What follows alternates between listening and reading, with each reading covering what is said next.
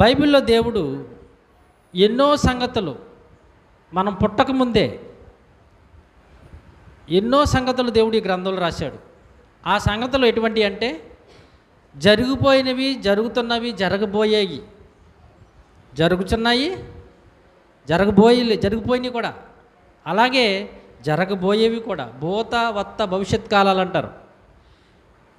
ఈ కాలాలకు సంబంధించిన సంగతులను దేవుడు ఈ జీవగ్రంథం అని ఆయన ఏం చేశాడు? రాశాడు. నిజంగా మనమెంత ధన్యులమో చూడండి. భూత వర్త భవిష్యత్ కాలములలో జరిగే సంగతులు తెలుసుకునే గొప్ప అదృష్టాన్ని దేవుడు మనకు అనుగ్రహించాడు. ఏంటి, చాలామందికి భవిష్యత్తు తెలుసుకోవాలని ఆలోచిస్తున్నారు, భవిష్యత్తులో ఏం జరుగుతుందని. కానీ దేవుడు ఈ యొక్క సృష్టి అంతటిని చేసి, ఈ ప్రకృతిని అంతా చేసి, ఈ ప్రకృతిని ఈ మనుషులందరూ సృష్టించి, ఈ మనుషులందరికీ అంటే నాయకుల్ని, అధికారుల్ని, పాలకుల్ని, రాజుల్ని ఏర్పాటు చేసి ఈ మనుషుల్ని పాలిస్తూ ఉన్నాయా ఈ రాజులని దేవుడు ఏ విధముగా ఎన్నుకుంటున్నాడు, ఆయన ఏ విధంగా నిర్ణయిస్తున్నాడు. అసలు ఈ అధికారులు, రాజులు, పాలకులు అనేవాళ్ళు ఎవరి వలన దేశం ఏలుతారు, ప్రపంచాన్ని పరిపాలిస్తారనేది దేవుడే కొన్ని మాటలు ఈ గ్రంథంలో రాసిపెట్టాడు.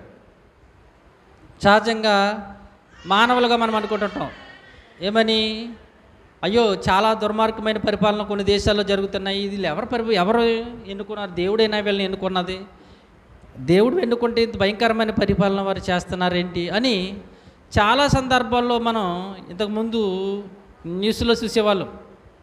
ఆ లెబనాన్, ఇరాక్, ఇరాన్ అనే దేశాలు, పాలస్తీనా కొన్ని దేశాలు ఉన్నాయి, అటు ముస్లిం దేశాలు అవన్నీ. ఆ దేశాల్లో మనం చూస్తే చాలా భయంకరంగా మీరు చూసుంటారు టీవీలో. దేవుని పిల్లలైన వారు, క్రైస్తవులైన వారు అందరిని అలా ఏం చేసేవారంటే లైన్గా నిలబెట్టి గన్న పెట్టుకుని బుర్ర మీద కాల్చి ఒక్కసారి వేల మందిని చంపేసేవారు. అప్పుడు మనకి సందేహం వస్తుంది, దేవుడు మరి ఎందుకు ఇటువంటి రాజులకి అధికారం ఇస్తున్నాడు, ఇటువంటి అధికారులకి ఎందుకు అధికారం ఇస్తున్నాడు, తన పిల్లలైన వారిని ఇంత భయంకరంగా చంపేస్తుంటే ఎందుకు దేవుడు ఇటువంటి వాడిని ఉండనిస్తున్నాడనే సందేహం మన అందరికీ వస్తూ ఉంటుంది కదండి. ఎందుకు ఆ సందేహం వస్తుందంటే దానికి ఒక కారణం బైబిల్లో మనకి కనిపిస్తుంది. ఏంటంటే రోమీయులు రాసిన పత్రిక ఒకసారి మనం చూస్తే 13వ అధ్యాయం, అపోస్తలుడైన పౌలు గారు రోమీయులకు రాసిన పత్రికలో 13వ అధ్యాయము మొదటి వచనం నుంచి మనం చూస్తే ప్రతి ఒక్కరు కూడా ఈ మాట చూచి చదవగలిగితే, ప్రతివాడు పై అధికారులకు లోబడి ఉండవలెను, ఏలయనగా దేవుని వలన కలిగినది తప్ప మరి ఏ అధికారమును లేవు, ఉన్న అధికారములు దేవుని వలననే నియమింపబడి ఉన్నవి అని ఒక మాట మనకి కనిపిస్తుంది.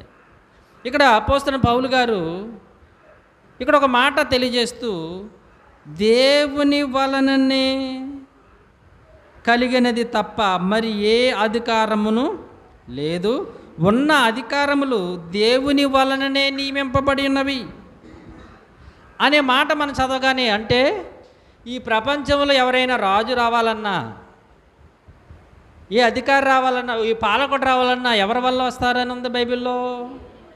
దేవుని వల్లనే ఉంది కదని అనగానే, అంటే దేవుడే ప్రతి ఒక్క దుర్మార్గుడైన రాజుని, ఈ పరిపాలకులను ఆయనే నియమిస్తున్నాడా? అంటే తన బిడ్డలను ఆయనే చంపేయడానికి వీళ్ళందరినీ నియమించుకుంటున్నాడా అనే సందేహము చాలామంది క్రైస్తవ బిడ్డలైన వారికి వస్తుంది. ఎందుకని? దేవుని వాక్యంలో మనం చదివాం కాబట్టి. ఏమని? దేవుని వలన కలిగినది తప్ప మరి ఏ అధికారము లేదు, ఉన్న అధికారములు దేవుని వలననే నియమింపబడి ఉన్నవి అనే ఒక మాట మనం చూడగానే, ఓహో, అధికారములన్నీ, ప్రభుత్వములన్నీ, రాజులందరూ, నాయకులందరూ, పాలకులందరూ ఎవరు నియమించేస్తున్నారు? దేవుడే నియమించేస్తున్నాడు అన్నమాట అని. అంటే మనది ఏమి, మన మనుషుల ప్రేమ ఏమీ లేదు, మనుషులది అభిప్రాయాలు ఏమీ లేవు, మనుషులది ఏమీ లేదు అనమాట. మనం ఎంత చేసిన మన అంత నిమిత్తం మాత్రం మనది ఏమీ లేదు, దేవుడిదే ఎంత, మనం ఏదో డమ్మీలు అనే మాట మనకు అనిపిస్తుంది కదా. మనం ఎంత ఓటేసినా ఎంత వాళ్ళని ఎన్నుకున్నా మనది ఏమీ లేదు, అంతా ఎవరిదే, దేవుడిదే అనే మరి పరిస్థితికి నేటి సమాజం వెళ్ళిపోయింది. క్రైస్తవ సమాజం, ఈవెన్ లోకంలో ఉన్న వాళ్ళకి తెలియదు కదా బైబిల్, క్రైస్తవ సమాజం వెళ్ళిపోయింది. దీనికి సపోర్ట్గా మరొక మాట మనం చూస్తే కొలసీలకు రాసిన పత్రిక, అదే అపోస్తలుడైన పౌలు గారు కొలసీయుల సంఘానికి రాస్తున్న మొదటి అధ్యాయంలో 16వ వచనాన్ని కూడా మీరు చూడగలిగితే, ఏలయనగా ఆకాశమందున్నవియు భూమి అందున్నవియు దృశ్యమైనవి కానీ అదృశ్యమైనవి కానీ అవి సింహాసనములైనను ప్రభుత్వములైనను ప్రధానులైనను ప్రధానులైన అధికారములైన సింహాసనాలైన ప్రభుత్వాలైన చూడండి సర్వమును ఆయనందే సృజింపబడును, సర్వమును ఆయన ద్వారాను ఆయన బట్టే సృజింపబడును. అంటే ఈ మాటను బట్టి కూడా మనం చూస్తుంటే ఓహో అంతా దేవుడే. ఒకటి సింహాసనం ఇవ్వాలన్నా సింహాసనం తీసేయాలన్నా, ఒకటికి అధికారం ఇవ్వాలన్నా అధికారం తీసేయాలన్నా, ఒకరిని ప్రధాన చేయాలన్నా అధికారం చేయాలని ఎవరి చేతిలో ఉందంటున్నారు? దేవుడే అనే మాట మనకిక్కడ కనిపిస్తుంది. మనకిక్కడ దేవుని వాక్యంలో ఏం కనిపిస్తుంది అంటే దేవుడే నిర్ణయిస్తేనే దేవుడే, మనుషులది ఏ ప్రమేయము లేదు, మనుషులు ఎంత చేద్దామన్నా వాళ్ళ వల్ల కాదు అనే మాటలు ఇక్కడ మనకి కనిపిస్తున్నాయి. కానీ ఇంకా మనం చూడాలి బైబిల్లో, ఎందుకంటే బైబిల్ని అతికి చెప్పాను మీకు, భూత వర్తమాన భవిష్యత్. ఒక కాలాన్ని చూసుకుంటే ఎలాగా, దేవుడు ఎన్ని కాలాలకు సంబంధించి రాశాడు దీంట్లో బైబిల్లో? భూత వర్త భవిష్యత్ అని 3 కాలాలలో ఉన్న సంగతులు రాశాడు. మనం ఒకే కాలంలో చూసి వెళ్ళిపోతే ఎలాగా? బైబిల్లో దేవుడు 3 కాలాలకు సంబంధించి రాశాడు. మనం ప్రస్తుతము భూతకాలం ఏదంటే పాత నిబంధన కాలం క్రైస్తవులుగా మనకి ఏ కాలంలో తెలుసు? మనకు బాగా పాత నిబంధనలు ఇశ్రాయేలు కాలం మనకు బాగా తెలుసు. ఇశ్రాయేలు దేవుడు ఎలా వాడుకున్నాడు, ఎలా నడిపించాడు, ఎలాగ వారిని రాజులు చేశాడు, ఎలాగ కానాన్ నుంచి విడిపించాడు, ఇలా చాలా సంగతులు మనకు తెలుసు. భూతకాలం మనకు తెలుసు, భవిష్యత్తులో మనం చూస్తున్నాం, ప్రస్తుతానికి మనం చూస్తున్నాం. భవిష్యత్తులో కూడా ఏం జరుగుతుంది మనకంటే ఏమి మనకు తెలియదు, ఏ అధికారులు వస్తారో ఏం లేదు. కానీ దేవుడికి మాత్రం తెలుసు. ఎవరో తెలుసు? దేవుడికి తెలుసు. భూతవర్త భవిష్యత్ కాలంలో ఉన్న సంగతులు దేవుడు రాశాడు కనుక ఆ సంగతుల గురించి మనం కూడా జాగ్రత్తగా మనం ఆలోచిస్తే, బైబిల్ని బట్టి దేవుని వాక్యాన్ని బట్టి ఆలోచిస్తే, ఇక్కడ పౌలు గారు ఈ రోమీలకు రాసిన పత్రికలోను కొలసీలకు రాసిన పత్రికలోను చూస్తుంటే అక్కడ కొన్ని మాటలు మనకు కనిపిస్తున్నాయి. దేవుడే నిర్ణయం చేస్తున్నాడు, దేవుడికే పై అధికారం. ఒక చెడ్డోడిని నియమించాలన్నా దేవుడే, ఒక మంచోడిని నియమించాలన్నా దేవుడే, మనుషులు అంటే ఏమీ లేదన్నట్టుగా మనకు అనిపిస్తుంది. ఇంకా మరొక మాటను కూడా మనం చూస్తుంటే దానియేలు గ్రంథము 2వ అధ్యాయము, దానియేలు గ్రంథము 2వ అధ్యాయం 21వ వచనం కూడా మీరు చూడండి. అక్కడ కూడా ఒక మాట మనకు కనిపిస్తుంది. ఆయన కాలములను సమయములను మార్చువాడయ్యుండి రాజులను త్రోసివేయుచు నియమించుచు ఉన్నవాడు అని ఉంది ఇక్కడ. కాలాలు సమయాలు మార్చేవాడు, కాలగతులను మార్చేవాడు. ఒకటి కాలం ఇవ్వాలన్నా సమయం వాళ్ళు తీసేయాలన్నా అంత మాత్రమే కదా, రాజులను త్రోసివేయచ్చు నియమించేవాడు ఆయనే. ఒక రాజును ఉంచాలన్నా తీసేయాలన్నా ఆయనే. ఇక్కడ మరొక మాట మీరు చూస్తుంటే అదే ఇక్కడ ఈ మాట అలాగే ఉండండి. 5వ అధ్యాయం 21వ వచనంలో కూడా రండి. అదే దానియేలు గ్రంథము 5వ అధ్యాయము 21వ వచనం కూడా మీరు చూడగలిగితే, అప్పుడు అతడు మానవుల యొద్ద నుండి తరమబడి పశువుల వంటి మనసు గలవాడాయను. రెండో మాట, మహోన్నతుడగు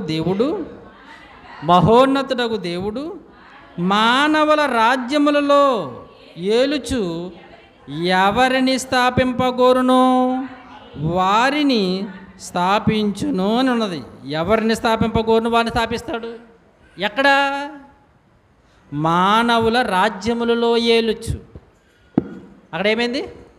మానవుల రాజ్యములు అంటే మానవుల అధికారాలపైన, మానవుల ప్రభుత్వాలపైన, భూలోక ప్రభుత్వాలపైన దేవుడికి అధికారిగా ఉన్నాడు, పెత్తనదారుడుగా ఉన్నాడు. ఎలా ఉన్నాడంటే కాలాలు సమయాలు మార్చేవాడయ్యండి, దాన్ని తీసేసేవాడు కూడా, పెట్టేవాడు కూడా ఆయనే అనేది మనం ఈ యొక్క రెఫరెన్స్లో మనం చూస్తుంటే మనకు అనిపిస్తుంది. అయితేనండి దేవుడు నిజంగా మానవుల అధికారులపై అధికారే, మార్చేవాడు ఆయనే, కూర్చోబెట్టేవాడు ఆయనే. ఆయన ఏ కార్యక్రమం అటు దుర్మార్గులనైనా మంచి వాళ్ళని నియమించేవాడు ఆయనే. కానీ అన్నిటికీ ఆయనే చెయ్యడు. అది మరోసారి నా మాట, ఆయన మానవుల అధికారులపై అధికారే, మానవుల రాజ్యంపై అధికారే, మార్చేవాడే, కూర్చుండబెట్టేవాడే అండి. అక్కడ మనం చదివిన లేఖన భాగాలు అధికారి ఆయనే. ఎవరికి ఇవ్వాలి, ఎవరిని స్థాపింపకోరాలో ఆయనే కోరుతాడు, ఎవరిని తీసేయాలంటే ఆయన తీసేస్తాడు. కాలాల సమయాలు కూడా మార్చేవాడు ఆయనే. దేవుడు అక్కడే చేస్తాడు ఇది. కానీ దేవుడు తర్వాత దేవుడు కూడా కొంతమంది అవకాశం ఇచ్చాడండి. దేవుడు ఒక్కడే కాకుండా మరలా మనకు ఎక్కువగా ఈ వచనాల్లో దేవుడు ఒక్కడే చేస్తాడు, ఇంకా ఎవరికి సంబంధం లేదని ఒక ముఖంతో కొట్టేశారంతే. కానీ బైబిల్లో మరొక కొన్ని ఉన్నాయండి. అందుకని చెప్పిన భూత వత్త భవిష్యత్ కాలాల్లో ఉన్న సంగతులు దేవుడు ఏం చేశాడు, రాశాడు. ఒక కాలంలో ఉన్న సంగతుల్ని చదివేసుకుని, అయిపోయిన కాలంలో ఉన్న సంగతులు చదివేసుకుని, లేదా జరుగుతున్న సంగతుల్లో చదివేసుకుని దేవుడేనండి, ఇంకా మానవులకి చాలా దిక్కులండి, మనది ఏమి లేదని మనం ఓటేసిన వేస్ట్ అండి, దేవుడేనండి బాబు అన్నారు. అదే మనం ఎన్నుకున్న మన దేవుడు లేదు, దేవుడే అనగానే ఓహో దేవుడేనేమో అన్నింటికి కానీనేమో ఇంకా మనదంతా డమ్మి అన్నాడు, మనంతా ఉత్తానం అన్నట్టు అనుకుని చాలామంది క్రైస్తవ సమాజంలో మనం మాట్లాడుతున్నాం. కానీ దేవుడండి ఒక నాయకులని, అధికారులని, రాజులని దేవుడే కాదు, మానవులు కూడా ఇంకా ఇద్దరు ఉన్నారు ఇంకా ఎన్నుకునే వాళ్ళు కూడా. ఫస్ట్ దేవుడు, ఈ దేవుడు గురించి మిమ్మల్నిగా చెప్తూ ఆయన నియమించేవాడు, జాతకనాలు నియమించేవాడు, ఆయన తీసేసేవాడు, ఎన్నుకునేవాడు, పడేసేవాడు, కింద నుంచి లేపేవాడు, పైనుంచి పడేసేవాడు, ఎవరికి ఎక్కడ ఇవ్వాలో అక్కడ ఇస్తాడు, ఉండాలంటే ఉండిస్తాడు, లేకపోతే అనే మాటలు మనం చదవద్దు. దాన్ని బట్టి అంటే దేవుడు ఇదే సుపీరియర్, అంటే నెంబర్ 1 అన్నమాట. ఆయన మానవుల రాజ్యంలో అధికారి, ఎవరు ఉండాలో, ఎవరిని స్థాపింపకోరాలో ఆయన స్థాపిస్తూ, ఎవరిని తీసేయాలో వారిని తీసేస్తారు. దేవుడే కాకుండా ఇంకా కొంతమందికి అధికారం ఉన్నదండో, ఈ అధికారాలు నియమించటంలో, పాలించటంలో, తీసేయటంలో కూడా. అది కూడా దేవుడు రాశాడు. అది విచిత్రం.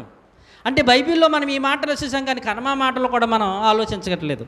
అయితే వాటిని కోసం కూడా మనం ఆలోచిస్తే దేవుడండి ఒక మానవులకే, ఒక దేవుడే కాకుండా ఇంకా ఎవరెవరికి అధికారం ఇచ్చాడు, రాజులు, పాలకుల అధికారుల్లో కూడా మన బైబిల్ గ్రంథం చూస్తే రెండవదిగా, మొదటిగా దేవుడు, మొదటిగా ఎవరు, దేవుడు. రెండవది ఎవరని మనం చూస్తుంటే ఒకసారి మనం చూద్దాం. హోషియా గ్రంథం 8వ అధ్యాయము, హోషియా గ్రంథము 8వ అధ్యాయము 4వ వచనం. హోషియా గ్రంథము 8వ అధ్యాయము 4వ వచనాన్ని ఒకసారి మీరు చూస్తే ఇక్కడ దేవుడు మాట్లాడుతున్నాడు. ఏమని మాట్లాడుతున్నాడు? దేవుడే మాట్లాడుతున్నాడు. అందరూ కూడా చూడగలిగితే ఒకసారి చూడండి. అందరు హోషియా గ్రంథం 748 పేజీ. నాకు చూడ దేవుడు చెప్తున్నాడు, మానవులతో చెప్తున్నాడు, మనుషులతో మాట్లాడుతున్నాడు. నాకు అనుకూలలు కాని రాజులను వారు నియమించుకుని ఉన్నారు అనగానే వెంటనే దేవుడు చిన్న డౌన్ అయినట్టు కనిపిస్తుంది. చూడండి, మరలా మీకు అర్థమైందో లేదో, దేవుడే సుపీరియర్, దేవుడే సర్వాధికారి అని మనం చూసిన మాటల్లో, చెప్పిన మాటల్లో, చదివిన మాటల్లో ఒక్కసారి ఈ మాట చదవగానే ఏమన్నా తెలుసా? దేవుడే మాట్లాడుతున్నాడు. మరలా ఏమన్నా తెలుసా? నాకు అనుకూలలు కాని, నాకు అనుకూలలు కాని రాజులను వారు నియమించుకున్నారు. ఇదే దేవుడు కదా నియమించేది, దేవుడే కదా ఏర్పాటు చేసేది. వారిని ఏర్పరచుకున్నాడంటే దేవుడు అంటున్నాడంటే ఇక్కడ. అంటే దేవుడే కాకుండా మనుషులు కూడా దేవుడు పక్కెట్టి ఏం చేస్తున్నారు వీళ్ళు, వీళ్ళ కూడా. అందుకే దేవుడు బాధపడుతూ, దేవుడు ఆవేదన పడుతూ అంటున్నాడు, నేను సుపీరియర్ని కదా అయ్యా బాబు, నేను కదంటే నన్ను పక్కకు పెట్టి నేను నియమించుకున్న వారిని, నేను ఏర్పరచుకున్న వాళ్ళని వీళ్ళు ఏం చేస్తున్నారంటే నాకు అనుకూలలు కానీ, చూడండి ఆ మాట చూడు ఎంత చక్కబడారు, నాకు అనుకూలలు కానీ రాజులను వారు నియమించుకుని ఉన్నారు అంటున్నాడు. అంటే నేనే కాదయ్యా నియమించేది, మనుషులు కూడా ఏం చేస్తున్నారు, నియమించేసుకుంటున్నారు. చూసారా? ఇంకా మీకు దీనికి బాగా సపోర్ట్ చేయడానికి కొన్ని విషయాలు మనం చూస్తుంటే, ఇంకా మీకు బాగా చూస్తుంటే సమూయేలు గ్రంథము, మొదటి సమూయేలు గ్రంథం చూద్దాం. 8వ అధ్యాయము, సమూయేలు గారు రాసిన మొదటి గ్రంథం 8వ అధ్యాయము 5-7 వచనాలు ఒకసారి చూస్తే అక్కడ కూడా దేవుడే మాట్లాడుతున్నాడు. ఎవడు మాట్లాడుతున్నాడో చూడండి. మొదటి సమూయేలు గ్రంథము 8వ అధ్యాయము 5-7 వచనాలు. చిత్తగించుము. ఇక్కడ మనుషులు సమూయేలు గారితో మాట్లాడుతున్నారు, ప్రజలు మాట్లాడుతున్నారు. సమూయేలు గారితో ఏమని మాట్లాడుతున్నారు చూడండి. అయ్యా సమూయేలు గారు, నీ వృద్ధుడవు, నీ కుమారులు నీ ప్రవర్తన వంటి వారు కారు. సమూయేలు గారితో మాట్లాడుతున్నారు ప్రజలు. అయ్యా నువ్వు చాలా మంచోడు అయ్యా సమూయేలు గారు, చాలా యథార్థం, నీ పరిపాలన చాలా జాగ్రత్తగా న్యాయాధిపతిగా చేసావు. అయితే నీ బిడ్డలు నీలాంటి వారు కాదు గనుక అక్కడ రెండో మాట, సకల జనుల మర్యాద చొప్పున మాకొక రాజు నియమింపుము, అతడు మాకు న్యాయము తీర్చునని. వీళ్ళు ఏమంటున్నారు తెలుసండి? మాకు రాజు కావాలంటున్నారు. దేవుడే పాపం న్యాయాధిపతుల్ని ప్రవక్తల్ని ఏర్పరిచి వీళ్ళకి న్యాయం తీరుస్తుంటే వీళ్ళు ఏమంటున్నారు తెలుసా? లేదు లేదు, దేవుడు కాదు కావాల్సింది, మాకు ఎవరు కావాలి? లోకంలో అంతకుముందు రాజులు పరిపాలించుకుంటున్నారు, సొంతంగా వాళ్ళు ఎన్నుకుంటున్నారు. అలాగ మాకేం చేయాలి? రాజు కావాలన్నప్పుడు దేవుడు బాధపడుతున్నాను అంటున్న మాట ఒకసారి మీరు 7వ వచనం కూడా చూడండి. ఆయన ఎంత బాధపడుతూ అంటున్నాడు చూడండి. అందుకు యెహోవా సమూయేలునకు సెలవిచ్చినదేమనగా, అంటే వీళ్ళు అన్న తర్వాత మాకు రాజు కావాలి అంటే దేవుడే రాజుగా, దేవుడే అధికారిగా, న్యాయాధిపతిగా ఉండి తన బిడ్డలకు ఎప్పుడు ఎవరు కావాలో ఆయన నియమించుకుంటూ వస్తుంటే వీళ్ళు అంటున్నారు మాకు సకల లోక మర్యాద చొప్పున, సకల జనుల మర్యాద చొప్పున, లోకంలో ఉన్న మనుషులు నడుచుకున్నట్లుగా మాకు రాజు ఉండాలి అని అడిగినప్పుడు దేవుడు బాధపడుతూ సమూయేలు గారితో మాట్లాడుతున్నాడు. ఏమని మాట్లాడుతున్నాడంటే ఆయన, జనులు నీతో చెప్పిన దానిని బట్టి ప్రకారము జరిగింపుము, వారు చూడండి, వారు నిన్ను విసర్జింపలేదు, తమ్మును ఏలకుండా నన్నే విసర్జించి ఉన్నారు. ఇప్పుడు దేవుడే ఒక రాజుగా వాళ్ళు పరిపాలిస్తుంటే వీళ్ళు ఎవరు కావద్దు అంటున్నారు. ఇప్పుడు నిజంగా సమూయేలు గారు మరి ఎలా ఉన్నారో తెలియదు కానీ దేవుడు మాత్రం చాలా బాధపడిపోయాడండి. వారు తమ్ముని ఏలకుండా నన్ను నేను వద్దనుకున్నారు. మరి ఎవరు కావాలి? వాళ్ళకి మనుషులు కావాలి, అంటే వాళ్ళకు అనుకూలు. అంతకంటే మరి చదివారు ఇంతగా హోషేయ గ్రంథంలో, వారు నాకు తమకు, ఎక్కడ మరి ఒకసారి చేపెట్టింది అక్కడ, వారు తమకు అనుకూలుగా అయిన వారిని, నాకు అనుకూలమైన వారు కాదు, తమకు అనుకూలమైన వారిని రాజుగా వారు ఏం చేస్తున్నారట? నియమించుకున్నారు. ఇక్కడ అదే చెప్తూ సమూయేలు గారితో దేవుడు, అయ్యా ఈ ప్రజలు నేను రాజుగా ఉండి నేను పరిపాలించి నేను చక్కగా వీళ్ళు నడిపిద్దామంటే వీళ్ళు ఏం చేశారు? నన్నే విసర్జించి అన్నారు. అంటే నేను వద్దేళ్ళకి రాజు కదా, ఎవరు కావాలి వాళ్ళకి? గనుక వాళ్ళ మాట ప్రకారం నువ్వేం చేస్తావు? వాళ్ళకి చెయ్యని దేవుడు చివరికి ఫస్ట్ రాజుని పాపం ఈయన దేవుడు కొంతమంది రాజులను అని చెప్పాను కదా, దేవుడు కూడా రాజులను ఆయన ఏం చేస్తాడు అంటే వీళ్ళు ఇక్కడ టోటల్గా ఏం చేశారంటే మాకు దేవుడు నియమించేది కాదు, మాకు ఒక రాజు మేము నిర్ణయం చేసుకుంటాం, తమకు అనుకూలమైన వారిని మేము ఏర్పాటు చేసేసుకుంటాం. దేవుడు కూడా చూడండి ఎంత గొప్పడు, సైడ్ అయిపోయి చూసారా? దేవుడు నిజంగానే ఎంత గొప్పడంటే మానవుల రాజ్యంపై అధికారి అయ్యండి పెత్తందారి ఉండి చేయాలనుకుంటాడు. కానీ మనుషులు ఏం చేస్తారో తెలుసా?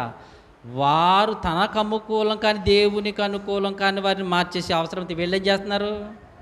అప్పుడు దేవుడు ఏం చేస్తాడు? సైడ్ అయిపోతున్నాడు. ఓహో నేను వీళ్ళకి రాజుగా వద్దు, అధికారిగా వద్దు, పాలకుడుగా వద్దు, వీళ్ళే ఏర్పరచుకున్నాడని దేవుడు కూడా సైడ్ అయిపోతున్నాడండి.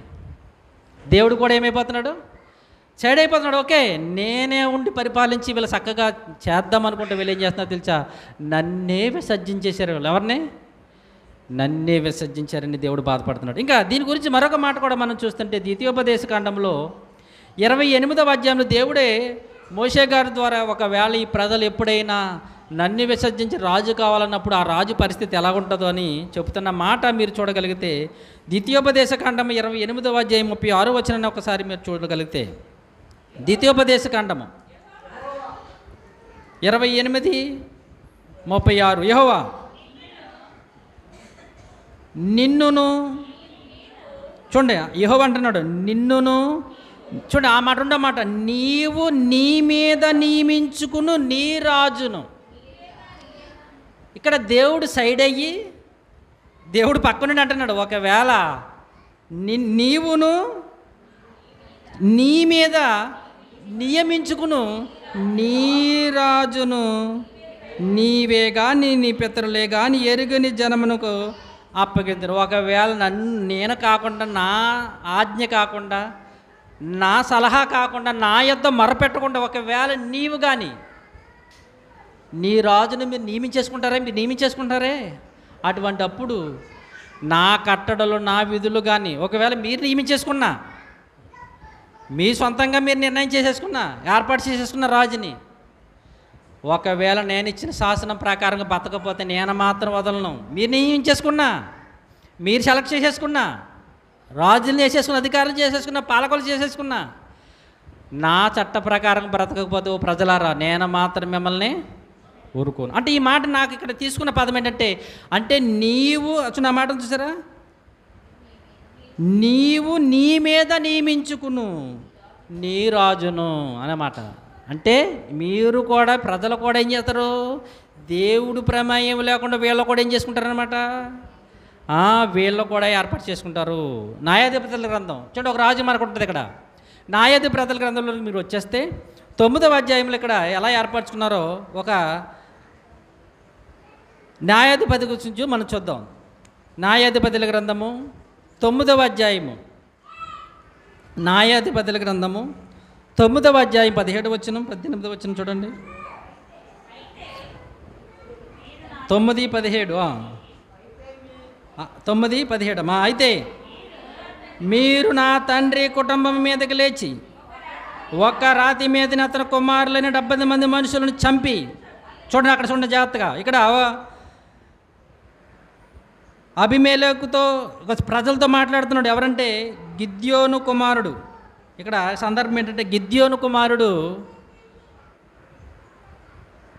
ఆ ఇశ్రాయేలు ప్రజలతో మాట్లాడుతున్నాడు. ఏమన్నా తెలుసా, ఏం జరిగింది తెలుసా, అక్కడ ఒక ఇన్సిడెంట్ జరిగింది, ఒక సంగతి జరిగింది. ఏంటంటే గిద్యోనికి 70 మంది కొడుకులు ఉన్నారు. ఎంతమంది? ఇక్కడ చిన్న సమాచారం, 70 మంది కొడుకులు ఉన్నారు. అయితే ఈ గిద్యోని గారికి ఉపపత్ని అని ఒక ఆవిడ ఉంది. ఆ ఉపపత్ని కూడా కొడుకున్నాడు. ఆడి పేరే అబీమెలెకు. ఎవరు? వాళ్ళ భార్యల ద్వారానేమో 70 మంది, ఉపపత్ని ద్వారా ఒకడు, ఆడి పేరు అబీమెలెకు. గిద్యోను గారు చనిపోయారు.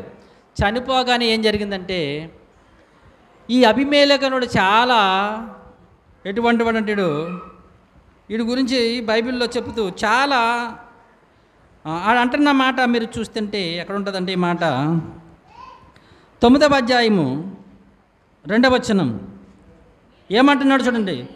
ఈ అబీమెలెకు మాట్లాడుతున్నారు, మీరు దయచేసి షెకెము యజమానులందరూ వినినట్లు వారితో మాట్లాడి మీకేమి మంచిది, జెరుబ్బాయేలు అంటే గిద్యోను, జెరుబ్బాయేలు యొక్క కుమారుడైన 70 మంది మనుషులందరూ మిమ్మల్ని ఏలుట మంచిదా, ఒక మనుషుడు ఏలుట మీకు మంచిదా? ఇప్పుడు గిద్యోను గారికి ఎంతమంది పిల్లలన్నాను?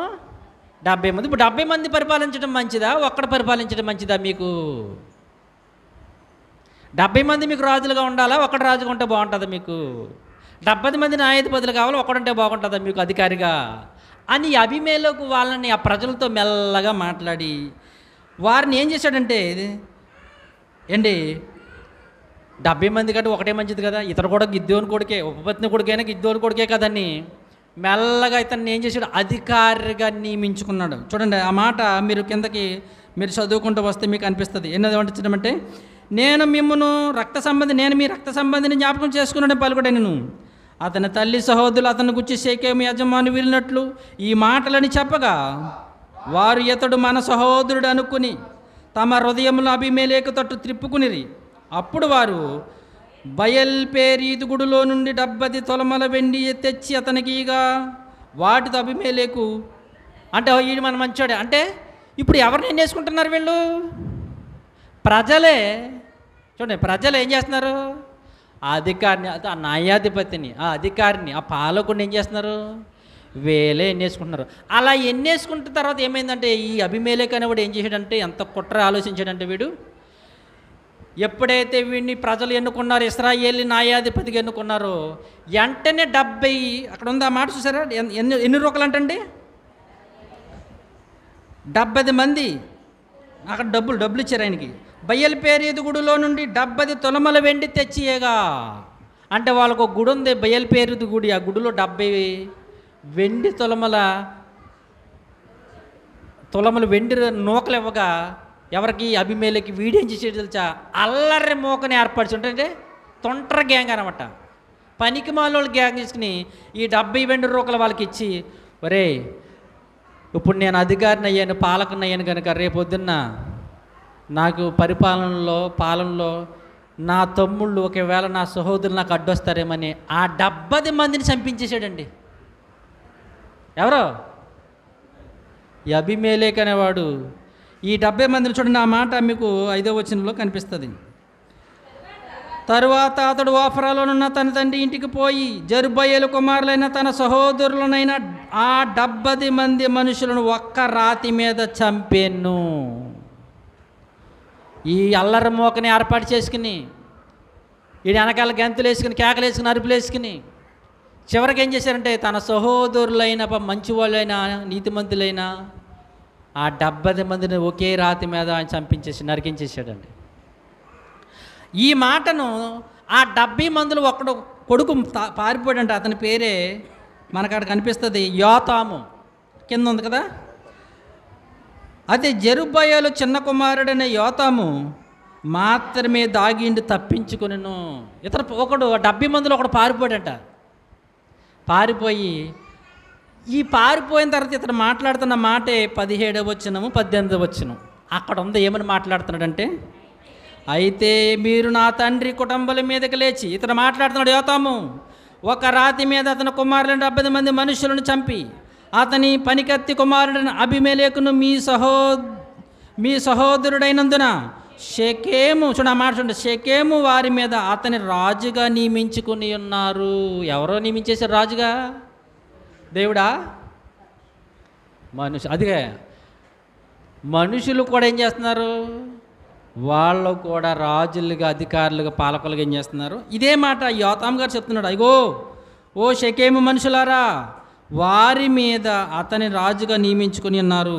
జెరుబ్బయలు ఎడల అతని ఇంటి వారి ఎడలను మీరు ఉపకారముకు చేయకయు, అతను చేసిన క్రియలకు మీరు ప్రతిక్రియ చెయ్యకయు అభిమేలెకును రాజుగా నియమించుకుని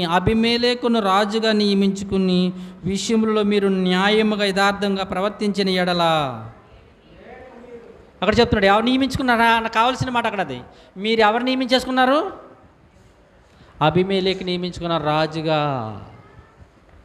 అభిమేలెకుని పాలకుడుగా నియమించేసుకున్నారు అనగానే రెండవ సందర్భం అంటే ఒకటైతే దేవుడైతే రెండవది ఎవరు కనిపిస్తున్నారు మనకి?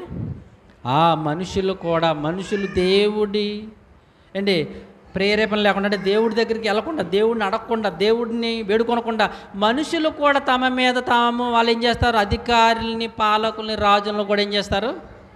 కానీ ఇందాక మనం చదివిన హై పవర్ మాటలు ఏమైనా ఉంది? ఓ దేవుడే, ఎవ్రీథింగ్ ఈజ్ గాడ్ అని ఉంది అక్కడ కదా. వితౌట్ గాడ్ నథింగ్ అని ఉంటుంది అక్కడ.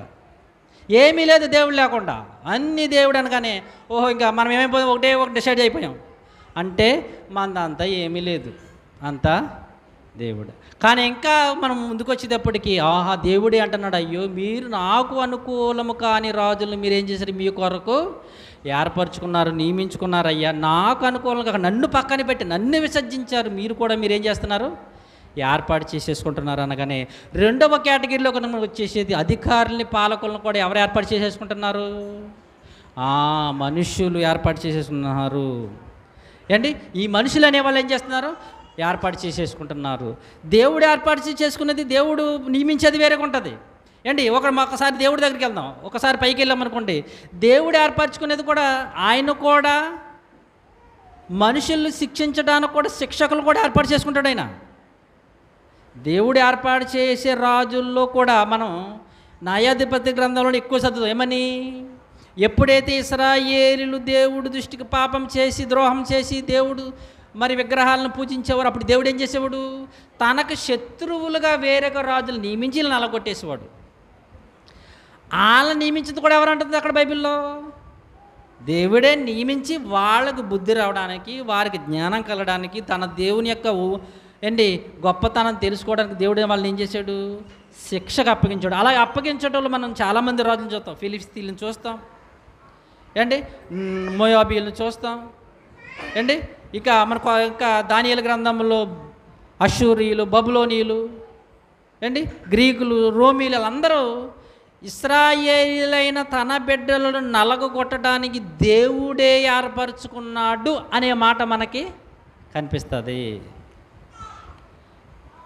దేవుడే తన బిడ్డలైన వారిని నలగొట్టడానికి, వారికి బుద్ధి కలగడానికి, వారికి జ్ఞానం కలగడానికి కూడా దేవుడు ఏర్పాటు చేసుకుంటున్నాడు. అదే మాట మానవుల రాజ్యముపై అధికారి అయ్యుండి ఎవరిని స్థాపింపగోరును వారిని స్థాపించును, ఎవరిని నియమించాలో వారిని ఆయన ఏం చేస్తున్నాడు? నియమిస్తున్నాడు. అనగానే అన్నిటికీ పైగా ఆయనే కాదు, ఆయన కూడా ఏం చేశాడు?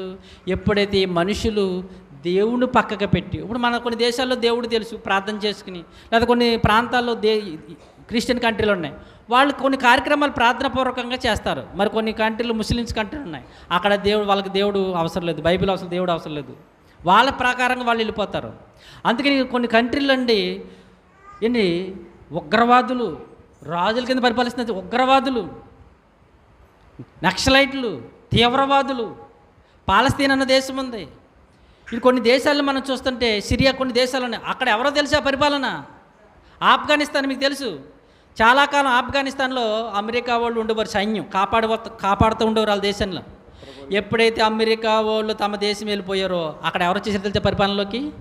ఉగ్రవాదులు వచ్చేసారు, టెర్రరిస్టులు వచ్చేసారు, తీవ్రవాదులు వచ్చేసి ఇంకా మాట్లాడతగలేదు. నువ్వు వాళ్ళు కూర్చోమంటే కూర్చోవాలి, నుంచి ఉంటాడు నుంచేవాళ్ళ. భయంకరమైన పరిపాలన వచ్చేసింది, భయంకరమైన రూల్స్ అనేవి వాళ్ళకి వచ్చేసి ఇంకా వాళ్ళు ఏం చేసేసుకున్నారు. అందుకని దేవుడు అంటున్నాడు, వారు తమకు అనుకూలం, నాకు అనుకూలంగా తమకు అనుకూలులను ఏం చేసుకున్నారు? వారు ఏం చేస్తున్నారు? నియమించేసుకుంటున్నారు.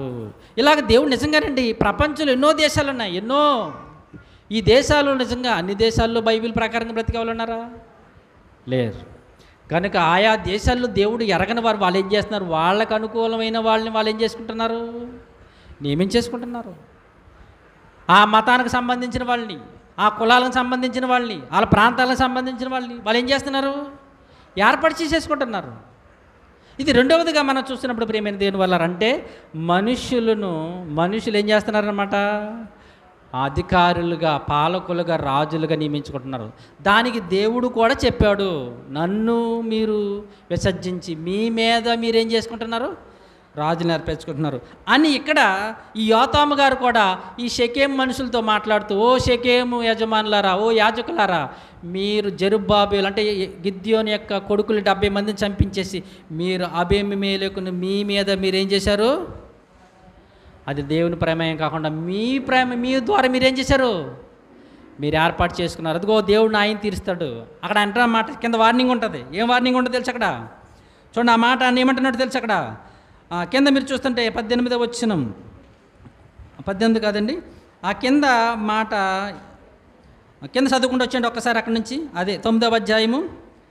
ఆయన మీకు ఏం చేస్తాడో తెలుసా? మీకు ప్రతీకారం చేస్తాడు. 19వ వచనం. నేడు మీరు జెరుబ్బాబెలు ఎడలను అతని ఇంటి వారి ఎడలను సత్యముగాను యథార్థంగా ప్రవర్తించిన ఎడల అబీమెలెకునందు సంతోషించుడి, అతడు మీ యందు సంతోషించను గాక. లేని ఎడల, రెండో మాట 20వ వచనం, లేని ఎడల అబీమెలెకు నుండి అగ్ని బయలు వెళ్ళి షెకెము వారిని మిల్లో ఇంటి వారిని కాల్చివేయును గాక.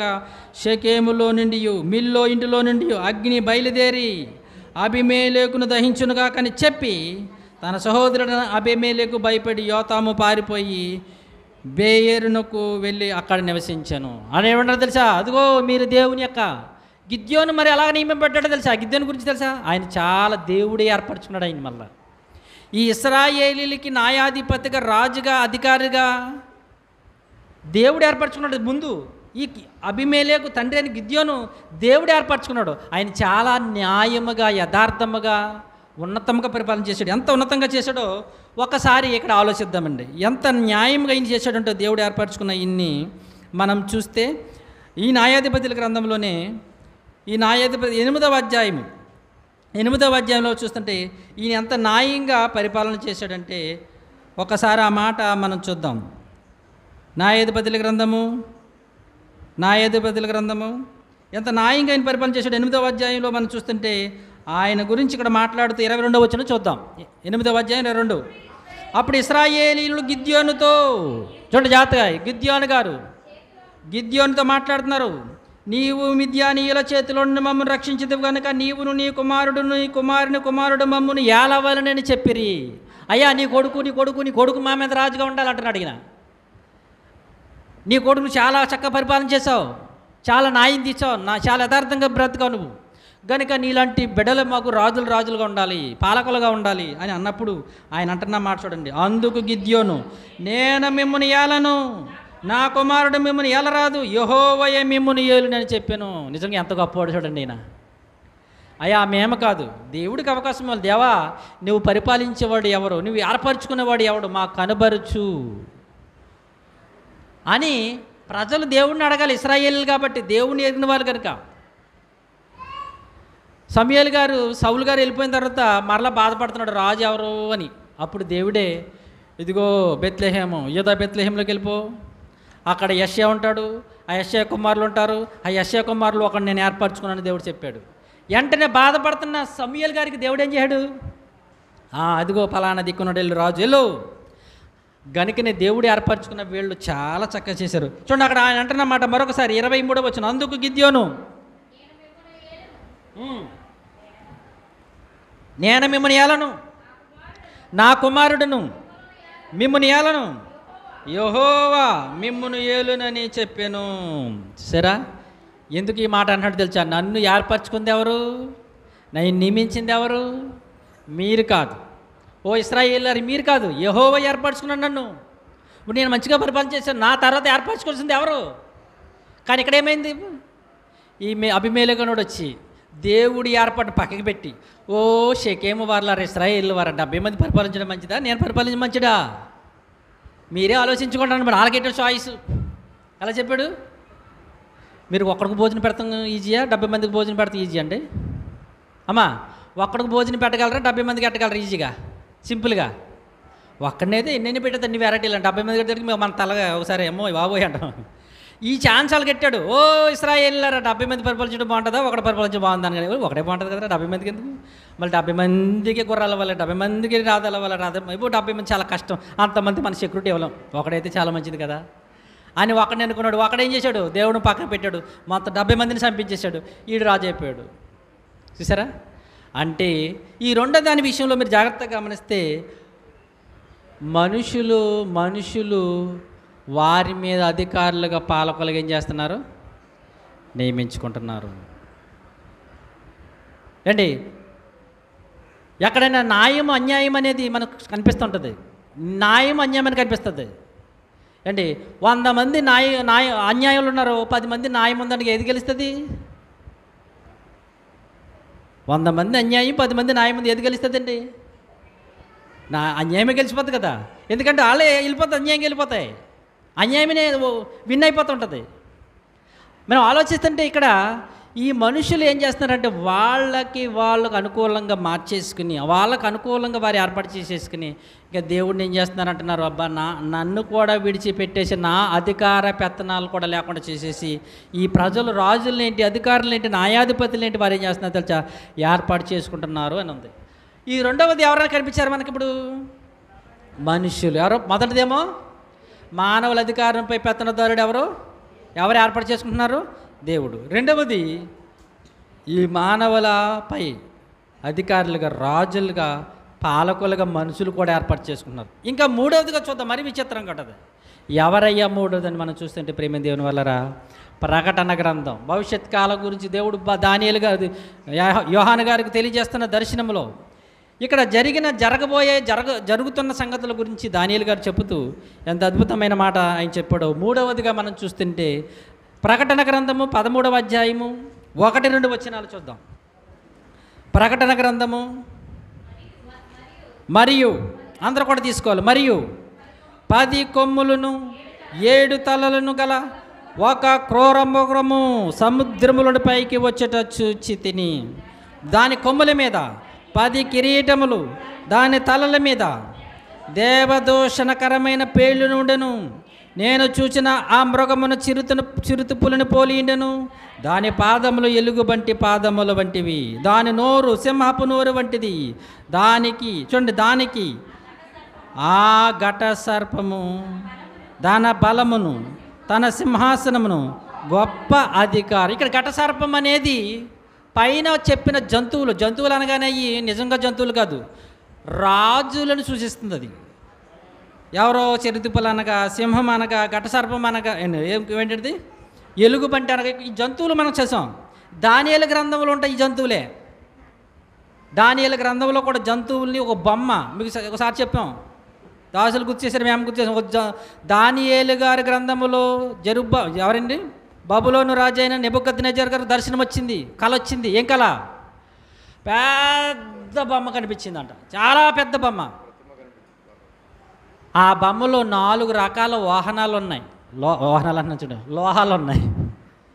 4 రకాల పనిముట్లు, వస్తువులు ఉన్నాయి. ఏంటి ఆ వస్తువులు అంటే బంగారము, వెండి, ఇతడ రాగమ్మ, రాగి, తర్వాత ఇనుము, మట్టి కలిపేసిన 4 లోహాలు మనకు కనిపించిన ఒకే పెద్ద బొమ్మలో. ఈ బొమ్మ అనగానే ఒకే బొమ్మ అనుకుంటున్నారు, ఒకటే బొమ్మ ఒకటే, కానీ 4 రాజ్యాలండి రాజుగారు. 4 రాజ్యాల్లో 4 రకాల పరిపాలనలు అని ఆ 2వ అధ్యాయంలో చెప్తాడు. తర్వాత మరలా 5వ 4వ అధ్యాయంకి వచ్చేసేటప్పటికి దానియేలు గారికి మరో జంతువులు కనిపిస్తాయి. ఆ జంతువులు కూడా ఒకటి చిరతపులు ఉంది, ఎలుగుబంటి ఉంది, ఏంటి అక్కడ మనకు కనిపించిన సింహము, ఇలా 4 జంతువులు కనిపిస్తాయి. ఈ 4 జంతువులు కూడా 4 జంతువులు కాదు, 4 రాజ్యాలే. వాళ్ళు కూడా రాజులు పరిపాలించేవారే. ఈ 4 రాజ్యాల పరిపాలన గురించి చెబుతూ ఇక్కడ ఈ ప్రకటన గ్రంథంలో దానికి ఆ ఘట సర్పము తన బలమును, తన సింహాసనమును, గొప్ప అధికారం ఇచ్చా. అంటే రాజులకి అధికారం ఇస్తుందంట. ఎవరో ఘట సర్పం. ఘట సర్పం అంటే ఏంటండి, మనకేం తెలుసు అనుకున్నారా? ఒకసారి 12వ అధ్యాయం, ఇంతకీ ఘట సర్పం ఎవరు మానవులకి అధికారమును పెత్తనం ఇస్తుందో చూడండి. ప్రకటన గ్రంథం 12వ అధ్యాయము 3వ వచనం. ప్రకటన గ్రంథం ఎవరి ఘట సర్పం ఏంటని చూస్తుంటే 12వ అధ్యాయము 3వ వచనం. అంతటా పరలోకమందు ఇంకొక సూచన కనబడెను.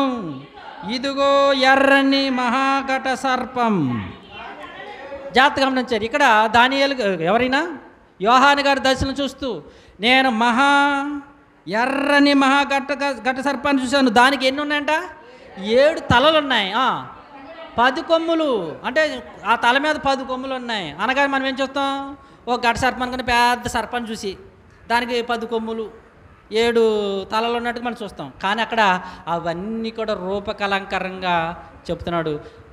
అక్కడ తల్ల అనగా తల్ల కాదు, కొమ్ములు అనగా కొమ్ములు కాదు, ఘట సర్పం అనగా పాము కాదు.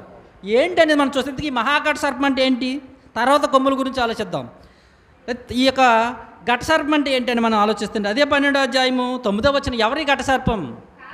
ఈ మహాఘట సర్పం ఎవరు అని చూస్తుంటే, కాగా సర్వలోకమును మోసపుచ్చుచు, జాగ్రత్తగా చూడండి, అపవాది అనియు సాతాను అనియు పేరు గల ఆది సర్పమైన ఆ ఘట సర్పం. ఇందాక మనం 3వ వచనంలో చూసారు, మహాఘట సర్పం ఎర్రదైన, దానికి 10 తలలు 7 కొమ్ములు, 7 తలలను 10 కొమ్ములు అన్నామే.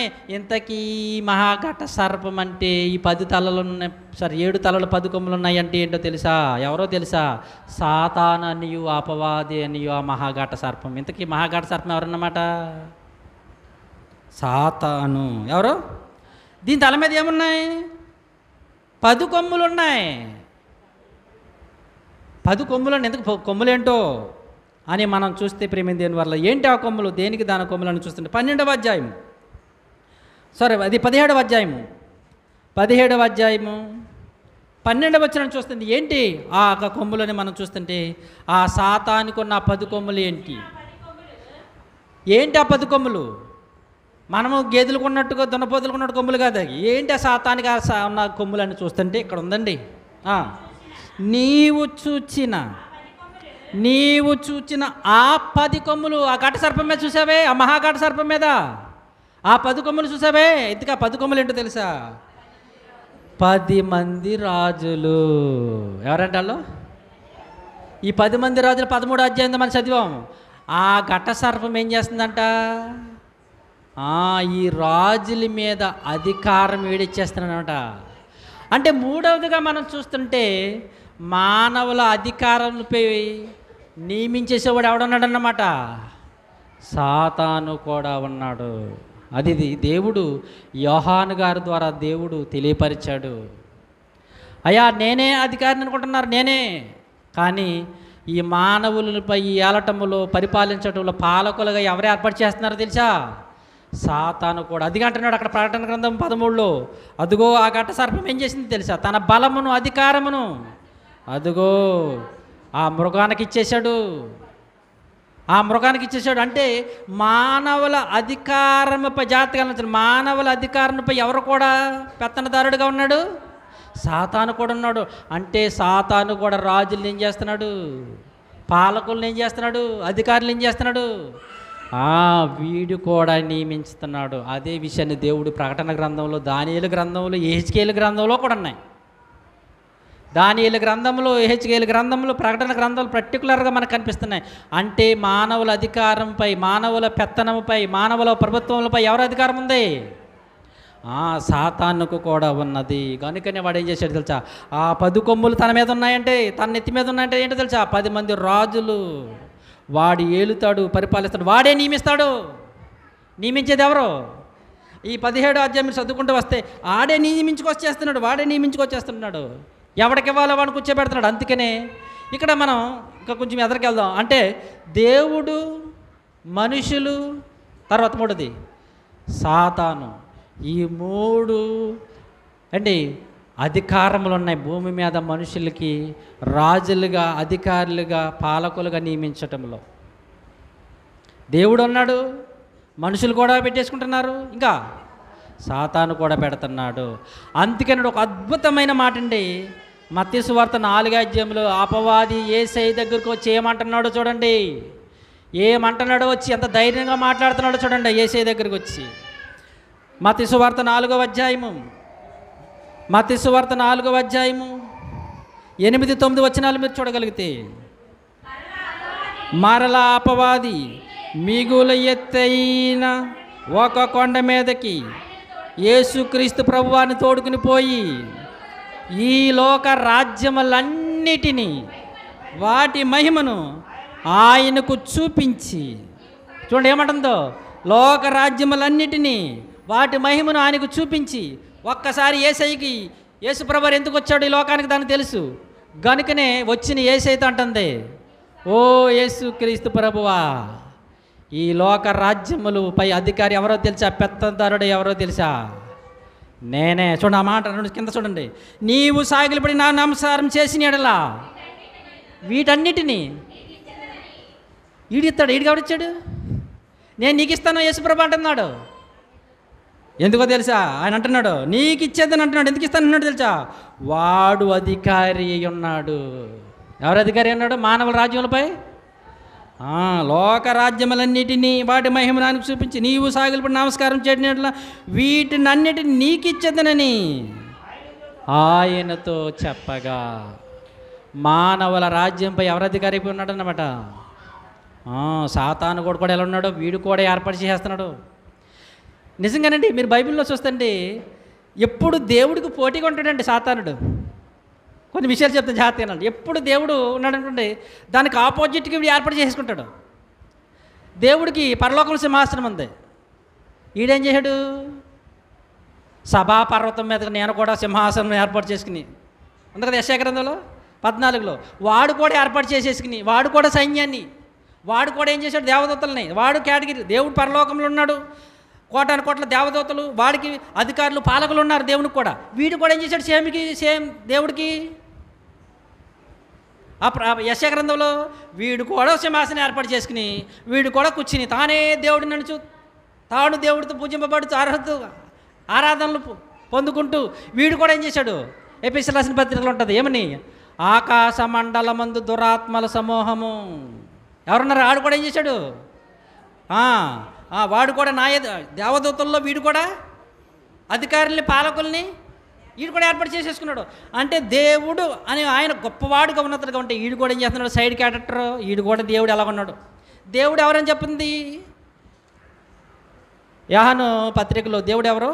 దేవుడు వెలుగు. దేవుడు ఎవరు? అమ్మ వెలుగు అనగానే మన కళ్ళలోకి ఏమైనా వెలుగు వచ్చింది అనుకోండి, ఎవరు అనుకుంటాం సహజంగా? దేవుడే. అమ్మా మార్తమ్మా, అమ్మా సువార్తమ్మ, యెషయా గ్రంథం 14లో మనం తేజో నక్షత్రం వేగొచ్చుక నువ్వు ఆకాశం నెట్లు పడితే తేజో నక్షత్రమా వేగవచ్చుక్క నీవెట్లు ఆకాశం పడుతుంది, జనములను పడగొట్టిన నీవు. అదేనంటే పైన 13 చదవాలమ్మా. నేను ఆకాశమునకు ఎక్కిదను, దేవుని నక్షత్రములు పైగా నా దేవుడికి సింహాసనం ఉందా? ఈడేం చేస్తున్నాడు? నా సింహాసనం హెచ్చించేదను, ఉత్తర దిక్కునున్న సభా పర్వతం మీద. అబ్బా చూసారా? అంటే అక్కడ దేవుడు, ఇక్కడ స్టాంప్ ఏమొచ్చేస్తుంది? వీడు కూడా దేవుడికి సింహాసనం ఉంది, దేవుడికి కోటాను కోట దేవదూతలు ఉన్నాయి, దేవదూతల్లో అధికారులు ఉన్నారు, పాలకులు ఉన్నారు, చాలామంది కేటగిరీలు ఉన్నాయి దేవదూతల్లో కూడా పరలోకంలో. వీడు కూడా ఏం చేశాడు? వీడు కూడా సింహాసనం వేసుకున్నాడు. వీడు కూడా పెత్తందారుడు దేవుడుగా. తాను దేవుడు నడుచు, దశలోని రాజు, నేను రిఫరెన్స్ చెప్తలేదు, తాను దేవుడు నడుచు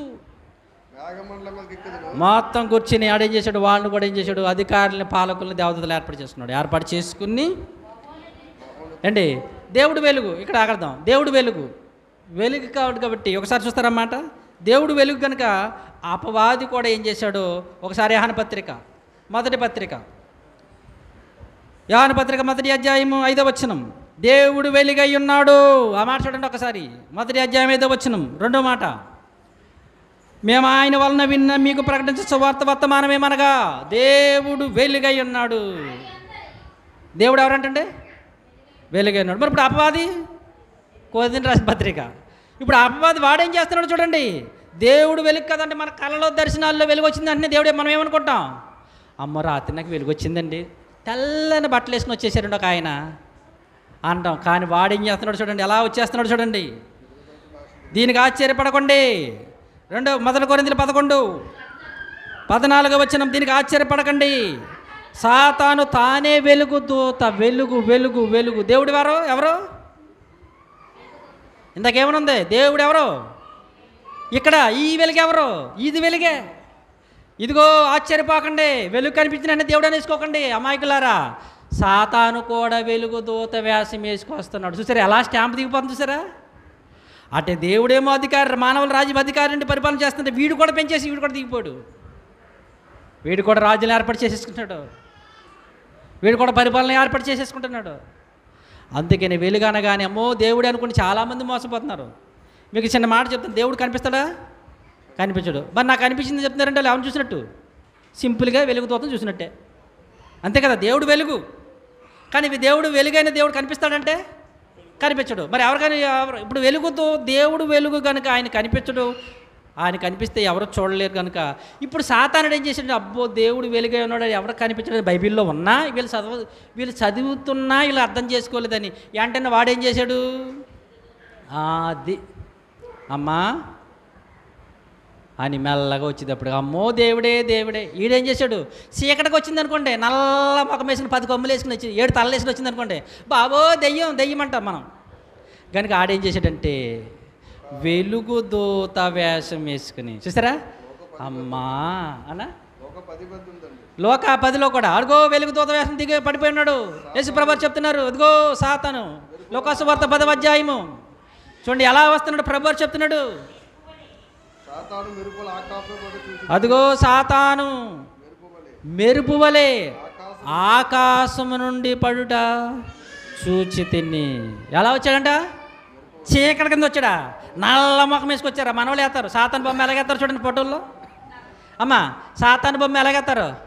నల్లగా వేసేసి, నల్ల బట్టలు వేసి, ఎర్ర రంగు పూసేసి. అలాగున్నాడా? ఆడ ఎలా ఉన్నాడు?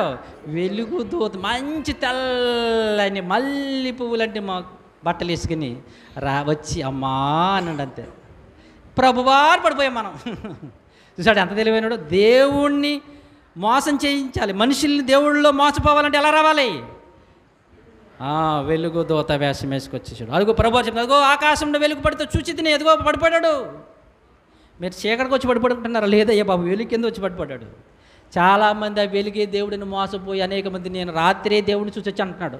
అలా దేవుడిని చూస్తే బతకడానికి మోసేస్తే దేవుడు చెప్పాడు. కానీ ఈయనేమంటున్నాడు, లేదు లేదు ఇదంతా తప్పు, నేనే చూసొచ్చాను. ఇక్కడ బైబిల్ ఏమని తెలుసు, ఆ వెలుగుతో ఎవరు సాధారణయ్యా బాబు, ఇంత ఖచ్చితంగా చెప్పండి నమ్ముతారల్లో. లేదు లేదు మా పాస్టర్ గారు, మీరు తప్పండి బాబు, నేను చూశానండి, మరి చచ్చిపోలేదండి ఇంకా. మోసైతే దేవుడు ఏమన్నాడు, నువ్వెప్పుడైతే నువ్వు చూస్తావో ఆ సమయంలో నువ్వు చచ్చిపోతావు. మరి ఈయన సావకుండా వచ్చాడేంటి అంటే ఈయన చూసింది ఏమన్నమాట, నిజమైన వెలుగు కదనమాట. అందుకే ప్రభా నేను నిజమైన వెలుగుని ఏమన్నాడు యేసు ప్రభారు, నేను అంటే డూప్లికేట్ వెలుగు కూడా ఉంటుంది ప్రభా, ఉంటుంది, ఆడే వచ్చాడు. చూసారా ఎంత క్లియర్గా దేవుడు నిజంగా పరిశుద్ధ గ్రంథంలో రాసిపెట్టాడు చూడండి. అంటే ఇప్పుడు నేను చెప్పిన ఈ 3 విషయాలు మానవుల అధికారములపై, ఫస్ట్ అండ్ అంటే దేవుడు, తర్వాత మనుషులు, మూడవది సాతాను. ఈ మానవుల అధికారులపై, రాజ్యములపై, పరిపాలనపై దేవుడు ఉన్నాడు. దేవుడు నియమిస్తున్నాడు, తీసేస్తున్నాడు, కూర్చోబెడుతున్నాడు. ఇంకొక విషయం ఏంటంటే ఇక్కడ దేవుడు నియమించకపోయినా, మనుషులు నియమించుకున్నా, లే అపవాది నియమించినా, వాళ్ళని తీసేసే అధికారం కూడా ఎవరికి ఉంది, దేవుడికి ఉంది. అందుకే తాను మానవుల రాజ్యములపై అధికారి అయిన ఉంటుంది. ఏంటంటే మీకు చెప్పించలేదు, అది దానియేలు గ్రంథం 4:17, 26, 32 ఉంటుంది. ఏమన్నా తెలుసా, మానవులు నియమించుకున్న ఆ మానవుల రాజ్యంపై ఈయన ఎవరో దేవుడు అధికారి. వాళ్ళ మార్చేసే అధికారం, వాళ్ళని కూల్చేసి వాళ్ళని ఇంకొకరు పెట్టే అధికారం ఎవరికి ఉందంటున్నాడు. దానియేలు గ్రంథం 4:17, 26, 32 వచనాలు మీరు చూస్తే అక్కడ చెప్తున్నాడు చూడండి. దానియేలు గారి ద్వారా దేవుడు 17వ వచనం మనకి ఎన్నో మాట అంటే ఇక్కడ ఉంటుంది, మహోన్నతుడకు దేవుడు, 2వ పదం, మహోన్నతుడకు దేవుడు మానవుల రాజ్యంపై అధికారి అయ్యుండి, మానవుల రాజ్యంపై అధికారి అయ్యుండి. చూడండి ఆ మాట, మానవుల రాజ్యములపై. ఏ రాజ్యాలు అంటే అయ్యి మానవులు ఏర్పాటు చేసుకున్న రాజ్యాలపై ఎవరు అధికారి ఉంటాడు. ఒకవేళ మనుషులు ఏర్పాటు చేసుకున్న దానిపై అధికారం ఎవరిదే, మార్చేయాలంటే మార్చేస్తాడు. అవసరం లేదనుకోండి, అవసరం లేదనుకోండి, నన్ను వదిలిపెట్టి అలా ఏర్పరచుకున్న వాళ్ళ కర్మాలు పడతారు, చేసుకోనండి అంతకాలం వదిలేస్తాడు. 26 అదే 2వ మాటలో ఉంటుంది, సర్వోన్నతుడకు దేవుడు మానవుల రాజ్యం అధికారి అయి ఉన్నాడనియు, తాను ఎవరికి దానిని అనుగ్రహింపను వారికి అనుగ్రహిస్తాడు, వారికి ఆయన నిశ్చయిస్తాడు. 32వ వచనంలో కూడా అదే మాట మనకు కనిపిస్తుంది, సర్వోన్నతుడకు దేవుడు మానవుల రాజ్యం అధికారి అయ్యుండి తాను ఎవరికి దాన్ని అనుగ్రహింప నిశ్చయించును వారికి దాన్ని అనుగ్రహించును అనే మాట మనకు కనిపిస్తుంది. అంటే మానవులు నియమించుకున్న రాజ్యములపై కూడా ఎవరికి అధికారిగా ఉన్నారు, ఆయన తీసి వాళ్ళు నియమించేసుకున్న రాజులుగా, అధికారులుగా, పాలకులుగా, దాన్ని మార్చేసే అధికారం కూడా ఎవరికి ఉంది. ఒకవేళ సాతాను కూడా నియమించేసిన, మూడవది సాతాను నియమించేసిన, దాన్ని మార్చేసే అధికారం కూడా ఎవరికి ఉంది, దేవునికి ఉంది. కనుక